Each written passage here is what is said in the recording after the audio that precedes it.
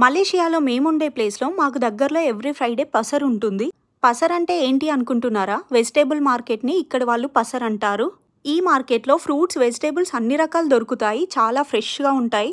ఇవన్నీ లోకల్‌వి. ఇక్కడ కూడా విలేజెస్ ఉంటాయి. విలేజెస్‌లో పండించి ఇలా మార్కెట్‌లో పెట్టి సేల్ చేస్తూ ఉంటారు. మాకు కావాల్సిన ఫ్రూట్స్, వెజిటబుల్స్ అన్నీ ఇక్కడే తీసుకుంటాం.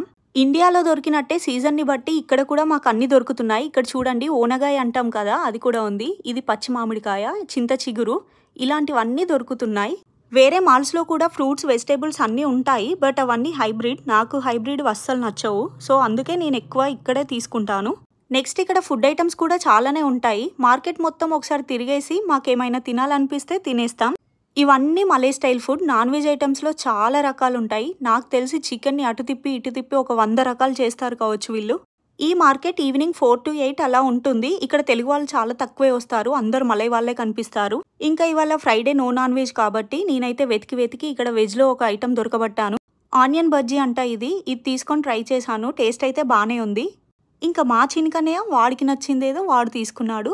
ఇది మా Friday routine. Okay. Bye bye. See you in the next.